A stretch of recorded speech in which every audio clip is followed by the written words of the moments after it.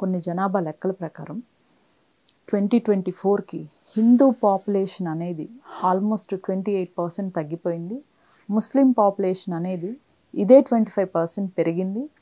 ఇంకొక ఆల్మోస్ట్ ఒక 2040 ఆ 2050 టైంకి హిందూ పాపులేషన్ అనేది 25 to 28%కి వచ్చేస్తుంది. వీళ్ళ పాపులేషన్ పెరుగుతుంది అని కొన్ని సర్వేలు కొన్ని రిపోర్ట్స్ చెప్తున్నాయి. ఇందులో వాస్తవం ఎంత గురువు గారు? అసలు నువ్వు చూడొచ్చు కదమ్మా.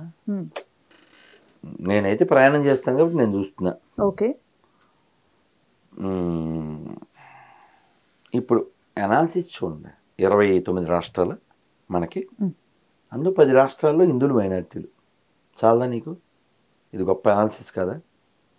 ఇప్పుడు కాశ్మీర్లో ఒక తీవ్రవాది జైల్లో ఉండి ఎంపీ అయ్యాడు కదా. పంజాబ్లో తీవ్రవాది జైల్లో ఉండి ఎంపీ అయ్యాడు కదా.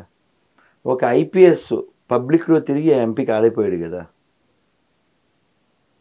The mentality of public. అలాగే మనం చాలా సంఘటనలు చూడొచ్చు. తమిళనాడులో ఎక్కడో ముస్లిమ్స్ 60% ఉన్నారట. ఆవిడెవరో గణపతిని పూజ చేసుకోవాలనుకుంటే వాళ్ళు కుదరదన్నారు. ఆవిడ కోర్టుకి వెళ్ళింది. కోర్టు ఎంత తలటెక్కదో చూడు.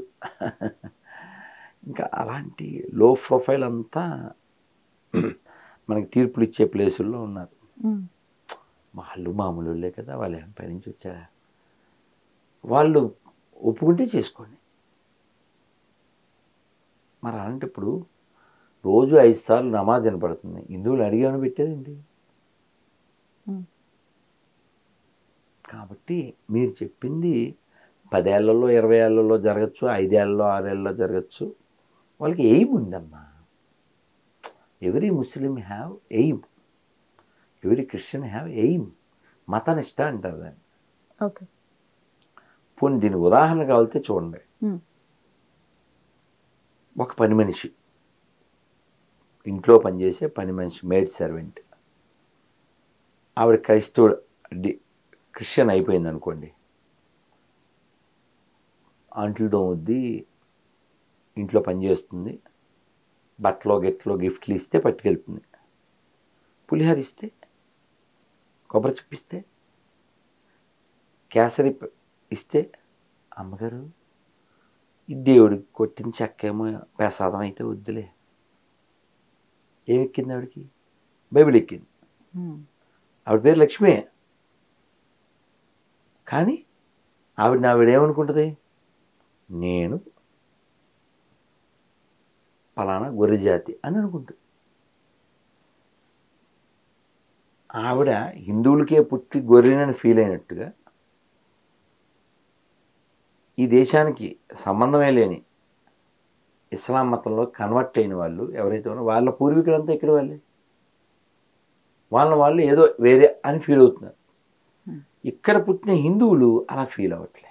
సనాతన ధర్మం బాగుండాలంటే భారతదేశం బాగుండాలి, భారతదేశం బాగుండాలంటే హిందువులు బాగుండాలి, హిందువులు బాగుండాలంటే హిందువులకి అసలు ఈ సనాతన ధర్మం అంటే ఏంటో తెలియాలి. తెలియాలంటే కాస్త చదివి చావాలి. నా మాటలు కాదమ్మా, రామాయణ భాగవతం వేమన కాదు, అది సింపుల్గా చెప్పారు, భలే చెప్పారు. చదివి చదివి చదివి చావంగా నేటికి, ఎంత చదివినా చస్తాను అందే అర్థం. చదివి చదివి చదివి చావంగా నేటికి, చావులేని చదువు చదవవలయు. చావులేని చదువు, చదువు లేక కోటి జనులు చచ్చిరి గదా. కోట్ల మంది చచ్చిపోయారు చదువు లేక. విశ్వదాభిరామ్ నువ్వేమో అన్నారు. అంటే ఫైనల్ ఆయన చావులేని చదువు అని దేన్ని అన్నారు? భగవద్గీతలో 9వ అధ్యాయంలో 2వ శ్లోకం. రాజవిద్యా రాజగుహ్యం పవిత్రమిదముత్తమం ప్రత్యక్షావగం ధర్మ్యం శుశుకం కర్తుమవ్యయం. అవ్యయం అంటే వ్యయం కాంది, ఎప్పటికీ ఉండేది, సులభమైంది కూడా. శుశుకం సంతోషం కలిగించేది. ఉదాహరణకి కృష్ణుడు భగవద్గీతలో 9వ అధ్యాయంలోనే చెప్పాడు 26వ శ్లోకంలో, ఆయన్ని పూజించడం చాలా సులభం. ఏంటి?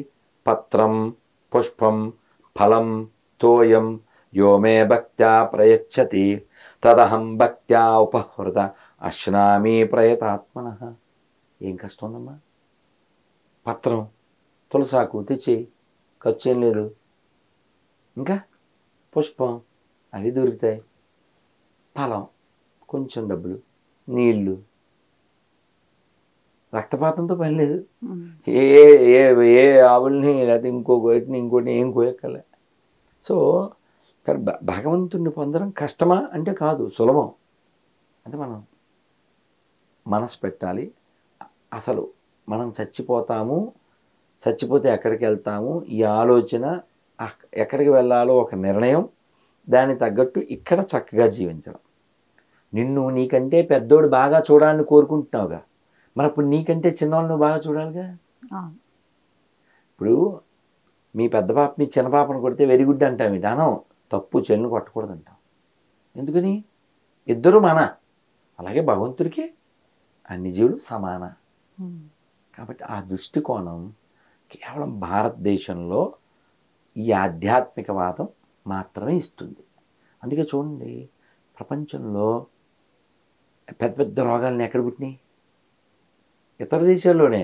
Covid product by China, AIDS by Africa అనుకుంటే. ఇలా పెద్ద పెద్ద రోగాలన్నింటినీ వాళ్ళే పుట్టించారు. ఏవో ఉన్నాయి, అంత్రాక్స్ ఏవో వచ్చినాయి. ఇవన్నీ పెద్ద రోగాలను ఎక్కడ పుట్టినా అక్కడే పుట్టినాయి. ఎందుకంటే మనది యోగ భూమి, వాళ్ళది భోగభూమి. భోగభూమిలోనే రోగాలు పడతాయి. మనకి చూడండి, ఈ ముక్క చెప్పి నేను వెళ్తాను. మీ అమ్మగారు పెద్ద చదివి ఉండకపోవచ్చు, మా అమ్మ పెద్ద చదివి ఉండకపోవచ్చు, కానీ ఇంటి ముందు పేడతో కల్లాపు వేసేవారు, కాళ్ళకి పసుపు రాసుకునేవారు, ముఖానికి పసుపు రాసుకునేవారు, గుమ్మానికి పసుపు రాసేవారు, వంటలో పసుపు వేసేవారు. మా అమ్మ మమ్మల్ని అందరినీ నూనె పెట్టుకోండి అని చెప్పేది. అందరూ నూనె పెట్టుకున్నాక శనగపిండి తెచ్చి అది కూడా పెట్టుకోమనేది, నీళ్లు కలిపి పెట్టుకుని కూర్చోండి అని చెప్పేది. ఇంకా చూడు, అవి ఎండిపోయాక గట్టిగా అమ్మ అంటే ఉరుగా పోవాలి, గట్టిగా అని నలిపేది. ఎందుకని? శరీరం శుభ్రపడాలి. అలా ఆధ్యాత్మికత మన లోపల ఉన్నటువంటి ఈ చెడునంతా దూరం చేస్తుంది. కాబట్టి మన పూర్వీకులు నిన్న మొన్న చిన్ని పాప ఇద్దరు వచ్చారు, గాజులు వేసుకున్నారు. ఈ రోజుల్లో అది 8వ వింత కదా.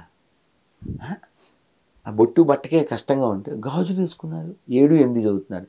ఎవరు చెప్పారు నాన్న అన్న అంటే మా అమ్మమ్మ అని చెప్పారు. ఆవిడ పెద్ద చదువు ఉండదు, కానీ గాజులు వేసుకోవడం ఆరోగ్యం అని చెప్పింది. అందుకు కింద కూర్చుని భోజనం చేయడం, పొద్దున్న వేపలతో తోమడం, ఇవన్నీ కుదిరేవే, అన్నీ సాధ్యమే. కానీ మన యొక్క క్రేజీ లేజీ వలన మనం పాడైపోయి శరీరాలు పాడు చేసుకుని పిల్లల్ని పాడు చేసి పొందవలసినటువంటి దాన్ని పొందకుండానే, అంటే రామాయణం చెప్పిందమ్మా, భాగవతం చెప్పింది, చాలా అరుదైంది ఇది. ఒక్కసారి కోల్పోతే, ఇప్పుడు రామోజీరావు గారు చచ్చిపోయారు, పెద్ద ఫిల్మ్ సిటీ, బోల్ డబ్బులు, పత్రికలు, ఏం పట్టుకెళ్ళారు? కాబట్టి ఇక్కడ పట్టుకెళ్ళడానికి ఏం లేదమ్మా, అకేలే ఆతాయి అకేలే జాతాయి.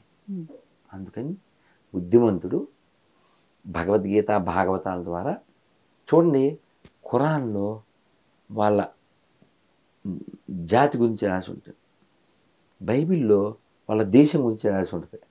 అంటే అవన్నీ తర్వాత కాలంలో వచ్చినాయి అని మనకి తెలిసిపోతుంది.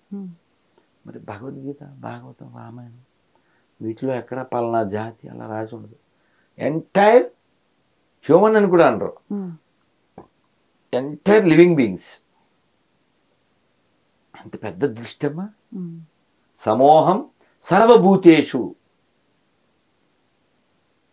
సర్వభూతేషు అంటే ఆల్ లివింగ్ బీయింగ్స్. ఇది కదా గొప్ప దృష్టి, ఇది కదా ఉండవలసిన దృష్టి. కాబట్టి ఆ దృష్టి అందరూ అలవాటు చేసుకోవాలి. దానికోసం మనం భగవద్గీత, భాగవతం, రామాయణం చదువుతూ శ్రీభాష అప్పలాచార్యులు వారివి, సాతులూరు గోపాలకృష్ణమాచార్యులు వారు, కందాళి రామానుజాచార్యులు వారు, సాగంటి కోటేశ్వరరావు గారు, సామవేదం షణ్ముఖ శర్మ గారు, సింహాచల శాస్త్రి గారు, ఇలా ఎందరో గరికపాటి వారు, ఎందరో మన కోసం చెప్పినటువంటి మంచి మాటలు అవి వింటూ మనం కూడా చదువుతూ ధార్మికంగా జీవనం గడిపి దైవాన్ని చేరుకోవాలని కోరుకుంటాను. కల్కి సినిమా 2వ పార్టు, 3వ పార్టు, 4వ పార్టు, ఎన్ని పార్ట్లు అన్నా తీని, అందులో లోటుపాట్లు లేకుండా పార్ట్లు తీయాలని కోరుకుంటూ, రాహుల్ గాంధీ కూడా తన యొక్క పూర్వీకులు అంటే ఒక 4-5 తరాలంతా ఆల్బెత్తర, అలా కాకుండా అతను బార్ డ్యాన్సర్ వారసుడిగా కాకుండా భారతీయుల వారసుడిగా, ఋషుల వారసుడిగా, ఓ మనిషిగా విషం కక్కకుండా విషయం తెలుసుకుని దేశాన్ని కలిపేవాడిగా మారాలని కోరుకుందాం. ఎందుకంటే అశ్వత్థామ విలన పక్షం వాడిని మంచోని చేశాడు కదా నాగశ్వన్. అలాగే 54 ఏళ్ల ఈ నవయువక వృద్ధుడు కూడా మారాలని కోరుకుంటూ దేశం అఖండంగా ఉండాలని, జాతీయ జెండాకి శాల్యూట్ చేయడానికి ఏడ్చేటువంటి వాళ్ళు ఈ దేశం వదిలిపోవాలని కోరుకుంటూ, రేపు ఆగస్టు 15 వస్తుంది కదా, 40 రోజుల్లో నేను అందరికీ విజ్ఞప్తి చేస్తున్నా, మీరు మీ దగ్గరలో ఉన్న దేవాలయానికి వెళ్ళి, ఈ ఒక్క ముక్క విడిగా వేయింది తర్వాత మీ దగ్గరలో ఉన్న దేవాలయానికి వెళ్ళి చక్కగా వందే మాతరం, జనగణమన 2 కానీ 1 ఏదో ఒకటి కానీ చక్కగా పాడేసి దాన్ని పోస్ట్ చేయండి. మీ ఇన్స్టాగ్రాముల్లో, ఫేస్బుక్లో, వాట్సాప్లో, అన్ని చోట్ల. So can you do this అని ట్యాగ్లైన్ పెట్టి చేయండి. ఎందుకంటే ఇది కేవలం దేవాలయంలో మాత్రమే జరుగుతుంటుంది, మసీదుల్లో, చర్చిల్లో కూడా జరిగి వాళ్ళు కూడా దేశభక్తులే అనే విషయం అందరికీ తెలియాలి. ఎందుకంటే జెండాకి శాల్యూట్ చేయడానికి ఏడుస్తారు, సర్టిఫికెట్లో హిందూ పెట్టుకుంటారు. ఇందాక ఒక ఆవిడ ఫోన్ చేసింది, పేరేంటంటే కోటేశ్వరమ్మ. ఎందుకు పెట్టారా పేరు? కోటప్ప కొండకి వెళ్తే మొక్కుంటే పుట్టు. ఆవిడేమో మొగుడు చచ్చిపోయాడు, పక్షవాతం వచ్చి నేను బాప్టిజం తీసుకున్నాను, ఆయనకి అంత చెప్పినా అనలేదు, బాప్టిజం తీసుకోలేదు. కొడుకు పుట్టాడు, చచ్చిపోయాడు, కూతురు ఊరేసుకుని చచ్చిపోయింది, ఒంటరి బతుకుతున్నాను. ఇంక మేలేం పొందింది ఆవిడ? మతం మారిన కొత్తలో ఏడిపే, మధ్యలో ఏడిపే, తర్వాత ఏడిపే, చివరికి మిగిలేది అది సినిమా, చివరికి మిగిలేది ఏడుపు. మరి మనకేం చెప్పారు? ప్రపంచంలో అంతా అశాశ్వతం, ఎవరికెవరు ఈ లోకంలో ఎవరికి తెలుసా. కాబట్టి మనం అందరం కూడా ఈ సనాతన ధర్మంలో భగవద్గీత, భాగవతం, రామాయణం, ఉపనిషత్తులు, ఆదిశంకరాచార్యుల వారు, భగవద్ రామానుజాచార్యుల వారు, మధ్వాచార్యుల వారు, ఇటువంటి ఆచార్యులు ఇచ్చిన ఉపదేశాలతో ఉత్తమంగా జీవించి, ప్రశాంతంగా జీవించి, ఎప్పుడు మన బాధ్యత అయిపోతుందో అప్పుడు భగవంతుడు పిలవగానే వెళ్ళిపోవాలి. ఆ మనోస్థితిని అందరు మనుషులు పొందాలని, అందరు భారతీయులు పొందాలని, జీవితాలను సార్థకం చేసుకోవాలని కోరుకుంటూ, భారత్ మాతాకి జై. 3 మీడియా వాళ్ళకి బై. థ్యాంక్ యూ గురువు గారు, ధన్యవాదాలు.